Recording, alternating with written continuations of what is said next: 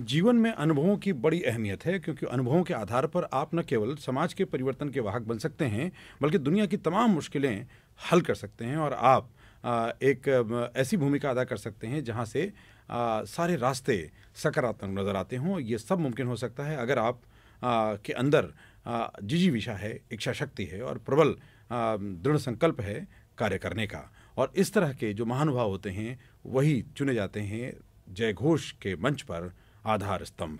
स्वागत है आप सबका। मैं हूं आपका दोस्त राधेश्याम दीक्षित और आप सुन रहे हैं रेडियो जय घोष 107.8 FM पर, और कार्यक्रम है आधार स्तंभ। आज हमारे मेहमान जो आधार स्तंभ के रूप में हमारे बीच पहुंचे हैं वो हैं श्रीमान अरुणेंद्र श्रीवास्तव जी। जी नमस्कार। अरुणेंद्र जी वैसे तो एक बैंकर हैं, रेलवे में भी आपने काम किया, और लेकिन आज अपनी सेवा के बैंकिंग सर्विसेज की सेवा के बाद आज समाज की सबसे बड़ी मुश्किलों को आप हल करने की दिशा में कदम बढ़ा रहे हैं और ऊर्जा बढ़ी हुई है। निरंतर कई प्रयोग करते जा रहे हैं और एक प्राकृतिक प्रयोगशाला अपनी ही आपने स्थापित कर ली है, जिसके जो श्रमिक हैं वो टेक्निकल हेड हो चुके हैं। और समस्या है जल संचयन की। पानी जो कल के लिए ज़रूरी है, आज के लिए भी ज़रूरी है, और जिस तरह से हम उसका दोहन कर रहे हैं, जिस तरह से हम उसकी बर्बादी कर रहे हैं, जिस तरह से उसको प्रदूषित कर रहे हैं, वो आने वाले कल के लिए बड़े खतरे की घंटी है। कितनी बड़ी है, कैसे हल करेंगे, इसकी चिंता हर एक को होनी ही चाहिए। वो कैसे हो, इस बात की फिक्र कर रहे हैं अरुणेंद्र जी। आपका बहुत बहुत स्वागत, अभिनंदन। धन्यवाद। ये बाकी आपके जीवन की यात्रा करें, पहले इस मुश्किल की बात कर लें कि इतनी बड़ी चुनौती ये सबके दिमाग में क्यों नहीं आती समझ में, सबके दिल में इसका डर पैदा क्यों नहीं होता? क्योंकि सबके अपने बच्चे हैं, सबको अगली पीढ़ियों को देना है, और सब घर तो अच्छा बना के देना चाहते हैं, कपड़े अच्छे भी देना चाहते हैं, कार भी दे देते हैं, लेकिन ये दरकार है, ये सुरक्षित क्यों नहीं देना चाहते? इसको मैं तो नकारात्मक सोच ही मानूंगा, क्योंकि ये जानते हुए कि ये समस्या कल के लिए गंभीर है और सामाजिक है, हमारे खुद के साथ ये गंभीर समस्या और हमारे बच्चों के साथ सामना करना पड़ सकता है। फिर भी अगर हम उस दिशा में कुछ जितना भी हमसे संभव हो, कोई ज़रूरी नहीं हम पूरा समाज बदल लें, लेकिन जितना भी हमसे संभव हो उतना तो करने के लिए आगे आना ही चाहिए।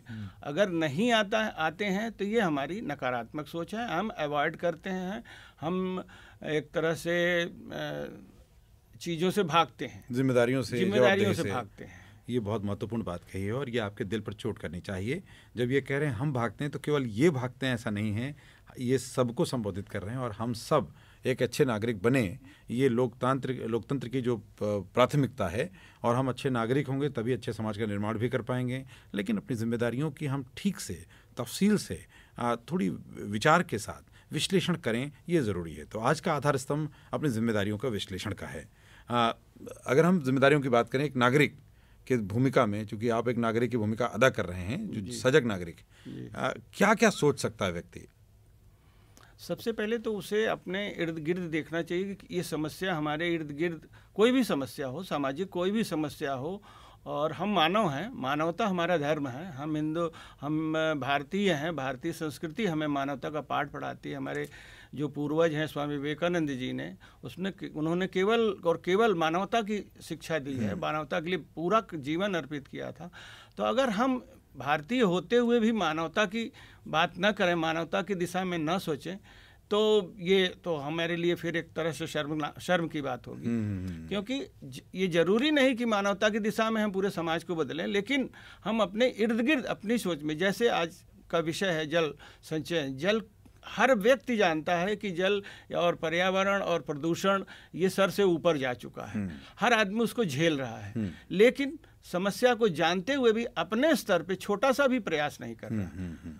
जो लोग कर रहे हैं वो अथक प्रयास कर रहे हैं, रास्ते दिखा रहे हैं। अभी बॉम्बे से डॉक्टर जोशी जी निकले थे, आखिर उन्होंने इतनी बड़ी तपस्या क्यों की? हमारे समाज के लिए, हमारे लोगों के लिए। लेकिन हम फिर भी अगर उनसे कुछ नहीं ग्रहण करते हैं तो हम इसको क्या कहें? नकारात्मक सोच ही तो कहेंगे। बिल्कुल। तो जिम्मेदारियों से भागना कहेंगे। बिल्कुल। तो साथियों, क्या आप जानते हैं कि आप जब नहाते हैं तो कितने लीटर पानी बर्बाद करते हैं? क्योंकि पहले हम संचय करते थे, नल से चलाते थे, मेहनत करते थे, इसलिए कम पानी का उपयोग करते थे। आजकल टोटी घुमाई और पानी आता लगता है, शावर चलने लगता है और टंकी पे मोटर दबाते ही पानी भरने लगता है, तो शायद हम इस बात को समझना, विचार करना भूल गए कि हम कितना पानी वेस्ट करते हैं। जितना ज़रूरी है उसका उपयोग करना, और फिर जो उपयोग किया है क्या वो पुनर्उपयोग के लायक है, अगर ये विचार करेंगे तो हम वेस्ट होने से बचाएंगे। आज हमारी जीवन शैली जैसी है उसमें हर जगह पानी की बर्बादी ज़्यादा हो रही है, उसका सदुपयोग कम हो रहा है। तो थोड़ा हमारे साथियों को, हमारे श्रोताओं को, दर्शकों को ज़रूर बताएं कि कहाँ कहाँ पानी की बर्बादी किस किस रूप में होती है, और लोग उसको चिंतन करें और उस पर विचार करके उसको नोट डाउन करें ताकि सुधार करें। मैं आप सबसे गुजारिश करता हूं कि अगर आपने कागज़ कलम नहीं ली है तो अभी ले लीजिए, इतनी बड़ी कृपा होगी आपकी। और अगर आप ये ले लेंगे तो ये हमारा वादा है कि आधार स्तंभ में अरुणेन जी आपके जीवन के बहुत महत्वपूर्ण बदलाव के लिए आज प्रेरित करके ही दम लेंगे। जी, एक्चुअली देखिए, अगर जल से पहले थोड़ा सा मैं प्रकृति की थोड़ी सी चर्चा करना चाहेंगे कि अगर हम प्रकृति की बात करते हैं तो इसके 3 अवयव, एक तो हो गया वायुमंडल, एक हो गया थल यानी भूमि हमारी, और तीसरी हो गई जल। ये तीनों संकट में हैं और भयंकर संकट में हैं।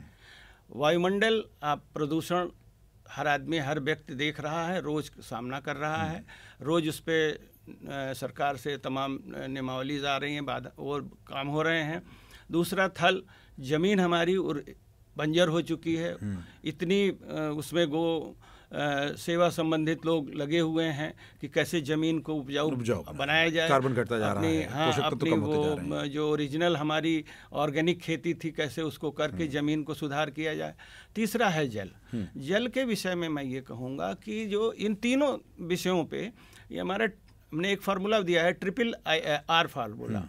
एक R रिड्यूस करिए, संचय करने के लिए, बचाने के लिए रिड्यूस करिए। दूसरा, कम इस्तेमाल करिए पानी, कम इस्तेमाल करिए, जरूरी, बहुत जरूरी है वहाँ। दूसरा, रिसाइकिल करिए, रिसाइकिल करके आप रीयूज करें उसे, और ये हो सकता है। इन सब विषयों को हमने कहना तब प्रारंभ किया जब हमने इसको खुद अपने घर में करके देखा। हमने रिड्यूस की जो बात की है, हमने 50 साल पहले से थोड़ा कंपेयर किया, अपने बचपन से पानी का जो यूज़ था उससे आज के उसमें कंपेयर करके एक हमने चार्ट बनाया। तो हमने देखा कि हम बचपन में अगर एक ब्रश मंजन को ले लीजिए तो हम 1 लोटा में हमारा ब्रश मंजन मुँह हाथ धुल जाता था। आज हम ब्रश मंजन के लिए लगभग आधी बाल्टी पानी यूज़ कर रहे हैं, तो कितना ज़्यादा यूज़ होने लगा। दूसरी चीज़, हम पहले शौच फील्ड में जाने की थी, 1 लोटे में काम हो जाता था, शौच हो जाता था, लौट के आए 1 लोटा हाथ मुंह धोने में काम। आज शौच में हमारा एक व्यक्ति पे पूरे 24 घंटे में कम से कम 60 लीटर 70 लीटर पानी खर्च हो रहा है। सबसे ज़्यादा शौच के फ्लशिंग के लिए तो बर्निंग इशू मेरा वहीं से शुरू हुआ कि शौच में जब साफ पानी बहता था तो मेरा ये सोच था कि यहाँ हम क्यों रिसाइकिल करके क्यों नहीं कर सकते। अगर हम दूसरी चीज़ की वॉशिंग मशीन, पहले वॉशिंग मशीन नहीं था, कपड़े 1-2 बाल्टी में धुल जाते थे। आज वॉशिंग मशीन में कम से कम 6 बाल्टी 7 बाल्टी पानी, 4 कपड़े 6 कपड़े जो भी हों धुलने में लगते हैं। तो हमने ये सोचा कि वॉशिंग मशीन के पानी को अगर हम फ्लश में, लैट्रिन के फ्लश में यूज़ कर सकें तो ये एक बहुत बड़ा काम होगा, बहुत बड़ा परिवर्तन होगा, इससे पानी का संचय बहुत अच्छा होगा। तो उस दिशा में भी हमने काम किया। बाकी पानी बचाने के, कम यूज़ करने, रिड्यूस करने के उसमें हमने आपको बताया कि ऐसे ही छोटे छोटे चीज़ें किचन में सामान, बर्तन धोने और क्या नाम है आपका प्रोड्यूस धोने में तमाम पानी आज वेस्ट हो रहे हैं। पहले महरी 1 बाल्टी भर के रख जाती थी, उसी में पूरा किचन का काम हो जाता था, क्योंकि हम हैंड पाइप से पानी निकालते थे, हम श्रम करते थे। जब पानी मिलता था तो हमें उसका मोल पता था। आज हमें मोल पता नहीं है। बटन दबा के पानी मिल रहा है, चाहे वो सबमर्सिबल का बटन दबाइए, चाहे वो टोटी का बटन दबाइए, आपको इफरात पानी मिल रहा है, इसलिए आपको पानी की कोई चिंता ही नहीं। पहले हमारी माएँ डांटती भी थी, बहुत माने पिटाई भी हो जाती थी, पानी आप बर्बाद ना करो। और हम लोग खुद स्वतः, चूँकि हैंड पाइप से निकालते थे, हमारी निकाला हुआ 1 बाल्टी पानी अगर दूसरा कोई यूज़ कर ले तो आपस में नाराज़गी भी पैदा हो जाती थी। तो इस तरह से पानी का मोल समझना होगा। बहुत महत्वपूर्ण बात है, पानी का मोल समझना होगा। पानी के मोल के संबंध में बहुत से कवियों ने भी कहा है, पानी बहुत ज़रूरी है, न केवल आपके जीवन के लिए बल्कि हवा पानी और मिट्टी, ये तीनों की बात आपने कही है। हवा के बिना आप 3 मिनट के बाद सांस नहीं ले सकते, मर जाएंगे। और अगर आपको पानी नहीं मिलता है तो बहुत अधिकतम रुक पाएंगे तो शायद 3 दिन आप जी सकते हैं बिना पानी के, और भोजन नहीं मिल पाएगा तो आप, या भोजन प्रदूषित होगा तो आप बीमार होंगे और बीमारी आपका जीवन ले लेगी। तो आप हर तरह से अपने मौत का सामान बटोर रहे हैं। इसलिए हम इस गुनाह के भागीदार न होकर हम इस समस्या के समाधान के हिस्से में खड़े हों, ये ज़रूरी है। तो आज आधार स्तंभ में अरुण जी से वार्ता का मुख्य उद्देश्य यही है कि हमारे जीवन में हमारी भूमिका एक जागरूक नागरिक की, एक सजग नागरिक की, एक जिम्मेदार नागरिक की हो। तो ये ज़रूरी है। तो आपने 3R फार्मूला बताया है। पहला है कि आप रिड्यूस करें, पानी की ज़रूरत जितनी है। अगर आपको पानी पीना है तो 1 घूंट पानी के लिए 1 गिलास पानी बर्बाद न करें, 1 घूंट ही पानी लें, क्योंकि प्यास का अंदाज़ा हमें होता है लेकिन हम व्यर्थ करते हैं। हम फ्लास्क में पानी लेकर जाते हैं, बहुत से बच्चों को हमने देखा वो पानी थोड़ा सा पीते हैं और पूरा बॉटल बर्बाद कर देते हैं। ये कतई नहीं है कि पानी पीना कम कर दें, आपकी सेहत के लिए हर दिन 5 लीटर पानी ज़रूरी है। तो उतना पानी पिएं, लेकिन आप 100 ml पानी पीने के लिए 900 ml पानी को फेंके नहीं। इसलिए जो रिड्यूस करना है वहाँ पर भी बहुत महत्वपूर्ण बात है कि उस जो बॉटल है उसके पानी को भी बाहर ना फेंकें, सिंक में न डालें। बच्चों की बात की, ये बड़े लोग बड़ी बड़ी मीटिंगों में आप देखिए बॉटल्स रखे जाते हैं मीटिंग में, और थोड़ा थोड़ा पानी लोग पीते हैं, बाकी वो बॉटल फिर वापस तो जाते नहीं। बॉटल खुल गए वो पूरी बॉटल। ये कॉमन फिनोमेना हो गया हर मीटिंग में, हर उसमें जो है। तो वहाँ पे एक होना चाहिए कि भाई गिलास रखिए, बॉटल रखिए, जिसको जितना ज़रूरत है वो ले। वहाँ भी हमको कंट्रोल करना पड़ेगा, रिड्यूस करने के लिए। बिल्कुल। तो रिड्यूस बहुत महत्वपूर्ण है। पहले बचाने की कोई बड़े और इनिशिएटिव से पहले है कि हम बिल्कुल सदुपयोग करें, जितना लें उसका उपयोग करें। वो आहार के लिए भी हम लोग करते हैं, लेकिन पानी और भी ज़्यादा ज़रूरी है। और आपने दूसरे आर की बात करनी चाहिए, रिसाइकिल यानी रीयूज़। तो रीयूज़ करने के लिए क्या क्या, कहाँ कहाँ रीयूज़ कर सकते हैं?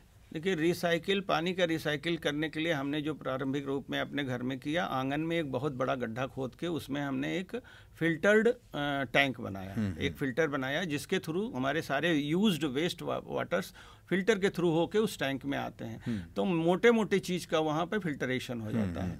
उसके बाद उस पानी को हम ऊपर उठा के टैंक में लेके और एक छोटा ट्रीटमेंट करते हैं, ये आपका ब्लीचिंग पाउडर का, और इसकी टिक्की आती है आपके, उस टिक्की से 2 चीज़ से उसका ट्रीटमेंट करके उसको हम अपने टॉयलेट के उसमें यूज़ करते हैं। खेती बाड़ी में यूज़ करने लगे हैं।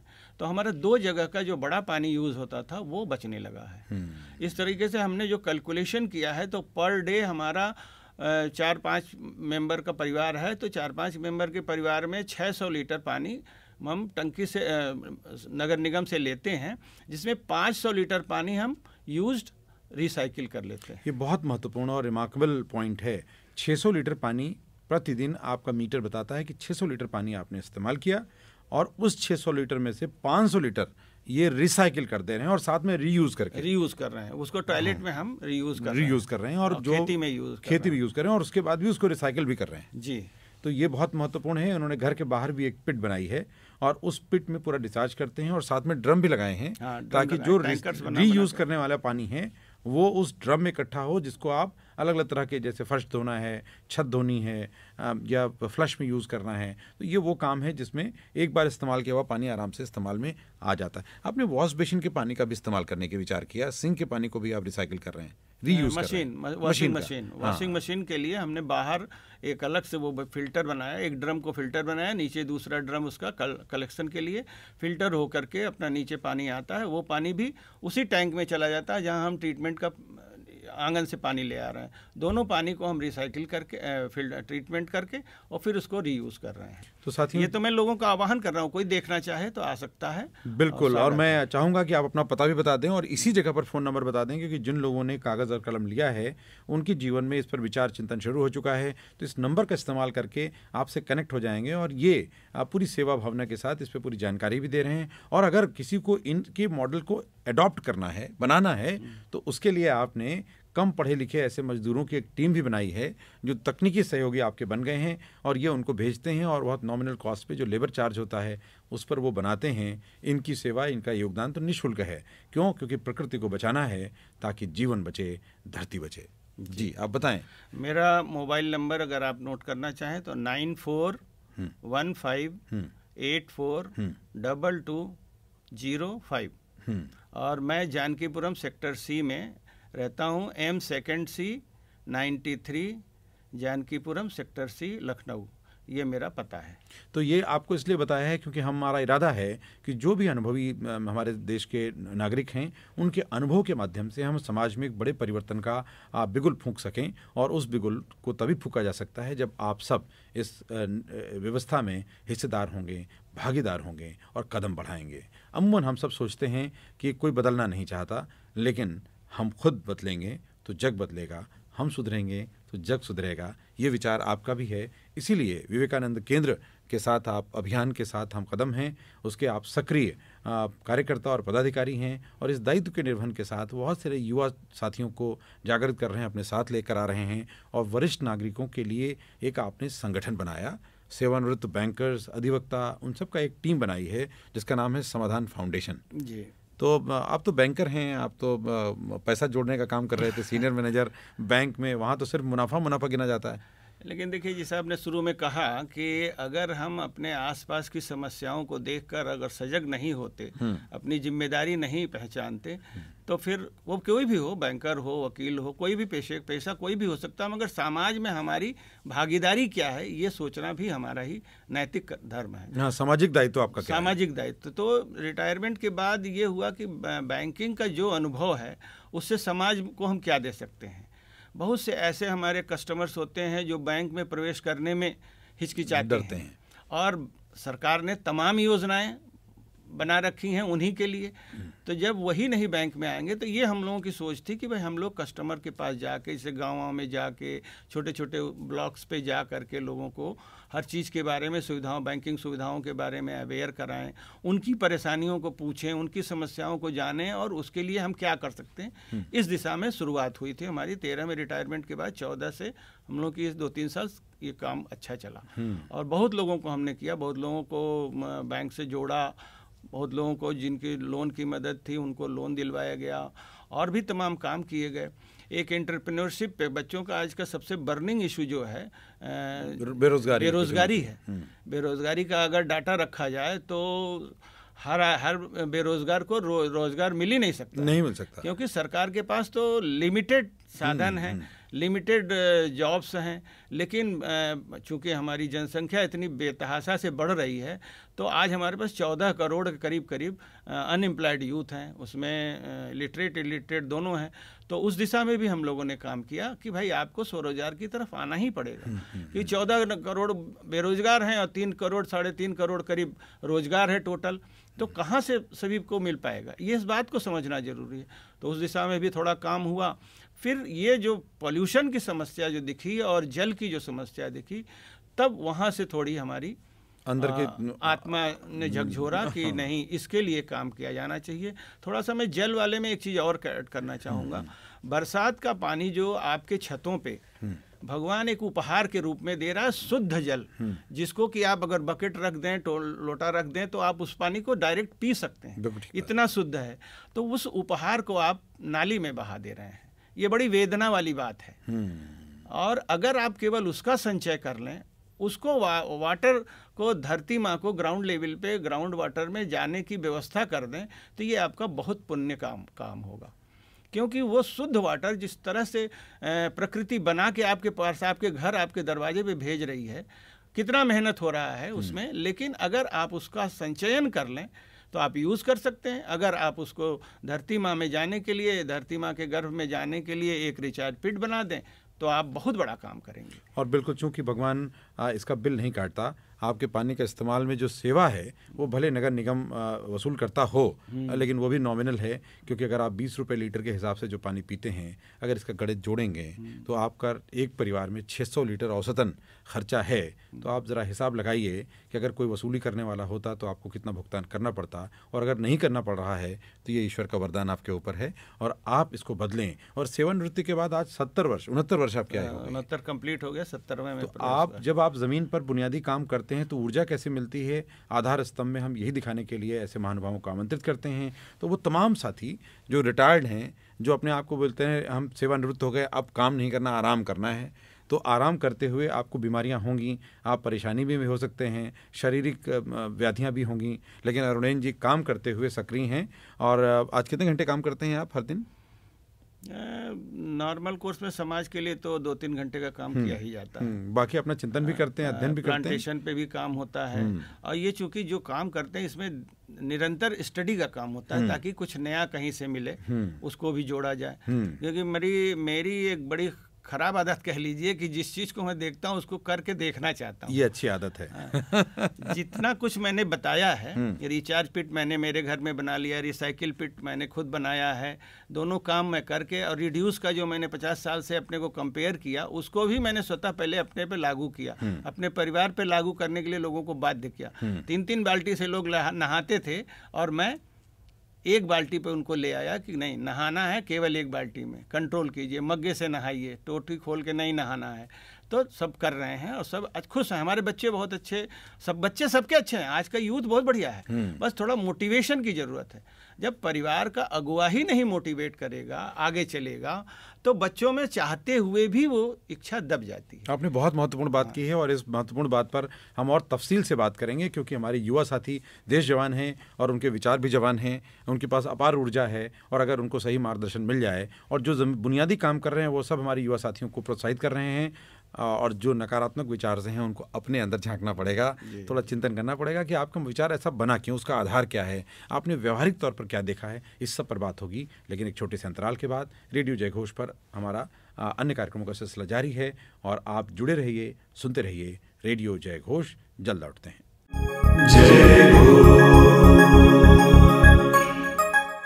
एक बार फिर आपका स्वागत है। आप सुन रहे हैं रेडियो जयघोष 107.8 FM पर, और मैं हूं आपका दोस्त राधेश्याम दीक्षित, और कार्यक्रम है आधार स्तंभ। और हमारे मेहमान हैं अरुणेन श्रीवास्तव जी, जो कि सेवानिवृत्त बैंकर हैं। कैनरा बैंक में सीनियर मैनेजर पद के से आप सेवानिवृत्त हुए, और 2013 में सेवानिवृत्ति के बाद आप निरंतर बुनियादी जो समाज के मुद्दे हैं उसमें पूरी सक्रियता के साथ अपनी भागीदारी, जिम्मेदारी को निभाते हुए काम कर रहे हैं। आज जल संचयन के क्षेत्र में काम कर रहे हैं, पर्यावरण संरक्षण के लिए पेड़ भी लगाते हैं, पौधे वितरित भी करते हैं, लोगों को जागरूक भी करते हैं, और साथ में युवा साथियों को जोड़ने के लिए विवेकानंद केंद्र के माध्यम से निरंतर अभियान चला रहे हैं और यात्राएं कर रहे हैं। विवेकानंद जी के जो सूत्र हैं उनसे लोगों को प्रेरित कर रहे हैं, अपने साथ जोड़ रहे हैं। आपका जन्म गोरखपुर में हुआ, गोरखपुर में शिक्षा दीक्षा हुई, और वहाँ से आपने अपनी यात्रा शुरू की।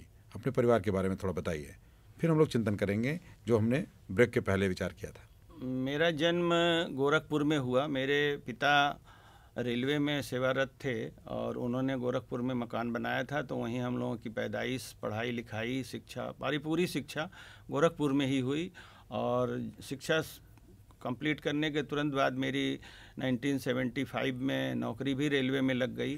4-5 साल मैं रेलवे में काम किया। उसके बाद पहली BSRB आई जब, बैंकिंग सर्विस रिक्रूटमेंट बोर्ड, तो मेरा चयन हो गया 79-80 में, और मैंने 80 में रेलवे रिजाइन करके बैंक को ज्वाइन कर लिया। तो मेरी पोस्टिंग इधर एटा डिस्ट्रिक्ट में हुई, और मैं घर छोड़ के गया तो पहले तो पिता बहुत नाराज़ थे कि घर की रेलवे की नौकरी छोड़ के जा रहे हो, ठीक नहीं। लेकिन कुछ उस समय बैंकिंग का बड़ा दौर आया था, चमत्कार था, उसका आकर्षण खींच ले गया, और ठीक रहा। जहाँ भी रहिए आप वहाँ सुकून से वहाँ काम करते रहिए तो बहुत अच्छी चीज़ है, कोई बात नहीं। मुझे उसका कोई अफसोस नहीं कि मैंने रेलवे छोड़ा और बैंक ज्वाइन किया, अच्छा था। और उसके बाद मैं करीब 33-34 साल रेलवे में बैंक में नौकरी करने के बाद 2013 में मेरा रिटायरमेंट हुआ।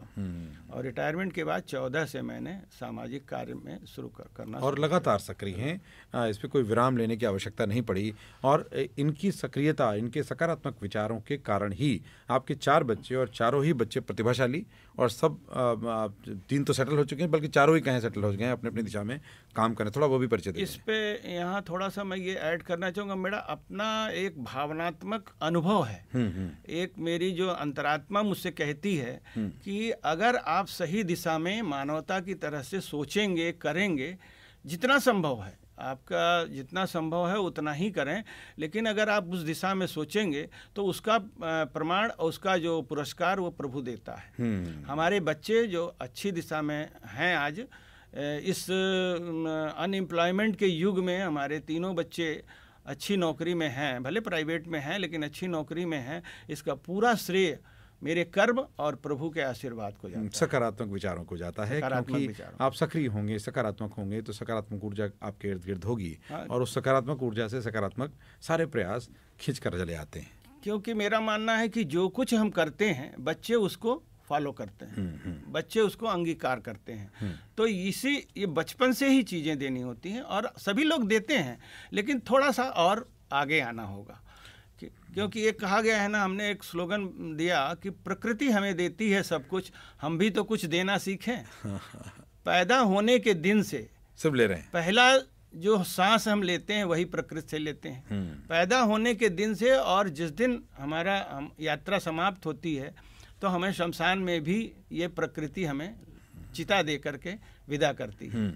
उस प्रकृति को हम क्या देते हैं, ये गूढ़ विषय है। इस पे हमें निरंतर सोचना होगा, हम क्या दे सकते हैं, कितना दे सकते हैं, वो हमें करना होगा। और अगर आपके अंदर दायित्व बोध है तो आप ये गणित बेहतर ढंग से लगा सकते हैं। और अगर आप ये देने की प्रवृत्ति में आ जाते हैं तो आपके अंदर विनयशीलता भी आएगी, आपके अंदर दायित्व बोध भी बढ़ेगा और आप अच्छे नागरिक की तरफ बढ़ते चले जाएंगे। अंतिम में आपसे ये पूछना, जो हमने अंतराल लेते हुए ये बात रखी थी कि हमारे युवा साथी क्या क्या कर सकते हैं, उनके अंदर कितनी अपार शक्ति है, उनको चिंतन का दिशा क्या होनी चाहिए और उनको अपने वरिष्ठ नागरिकों के साथ दोनों एक दूसरे के कैसे पूरक हो सकते हैं।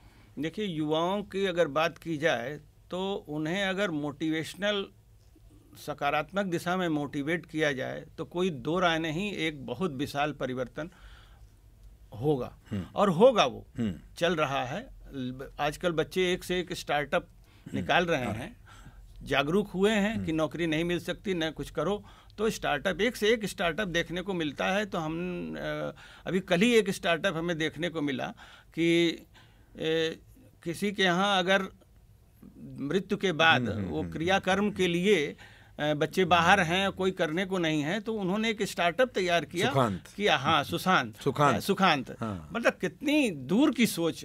तो ऐसे ही छोटे छोटे स्टार्टअप बच्चे पैदा कर रहे हैं, अपने दिमाग से ले आ रहे हैं, इनोवेशंस कर रहे हैं। तो बच्चे कर सकते हैं, बस चूंकि कमी हमारी है। हम पेरेंट्स, हम जो सीनियर सिटीजन लोग हैं, वो रिटायर हो गए तो ये सोच लिया कि अब तो हमें कुछ करना ही नहीं। आपका 24 घंटे का समय है, आप अपनी दैनिक जीवन की जितनी समय चाहिए ले लीजिए, मगर अगर आप चाहिए तो सुबह 2 घंटा आराम से प्लांटेशन में दे सकते हैं। पौधों के साथ बैठ के उनसे बात करिए, उनके बीच में काम करिए, वो आपके स्वास्थ्य देगा। अगर आप उनके बीच बैठने लगेंगे तो वो आपको वापस स्वास्थ्य देगा, आप शुद्ध हवा कर पाएंगे उनके साथ। तो एक तो पहले मैं सुबह 2 घंटे प्लांटेशन में रहता हूँ, सबकी सिंचाई करना, पौधों के साथ बैठना, खुरपी करना। ये दूसरा, फिर दिन में स्टडी करता हूँ थोड़ा बहुत जो कुछ होता है। शाम का मैं 3 घंटे 4 घंटे कोशिश करता हूँ किसी संगठन के साथ या खुद का, अगर बीच में कहीं किसी ने कोई बुला लिया कहीं चर्चा के लिए या किसी सलाह मशवरे के लिए, तो मैं वहाँ भी जाता हूँ। तो इस तरीके से 24 घंटे में आपको बहुत टाइम है, बहुत समय है। आप समाज को टाइम दीजिए, अपने जीवन को भी टाइम दीजिए, अपने स्वास्थ्य के प्रति आप जागरूक हों। स्वास्थ्य के प्रति जागरूक होने के लिए पहला लेसन यही है कि आप पौधों के बीच में बैठें, पौधों के साथ बैठें। 4 दिन बैठने के बाद 5वें दिन आप खुद आकर्षित करेगा वो पौधा। तो ये सोच डेवलप करने, और ये चीज़ें जब आप करने लगे तो आपके बच्चे भी उसी सही दिशा में जाएंगे। कोई ज़्यादा कोशिश नहीं करनी, अपने आप चलेगा। हमने कुछ नहीं किया, बच्चों को पढ़ाने का दायित्व तो सभी माँ बाप निभा रहे हैं, हमने भी निभाया।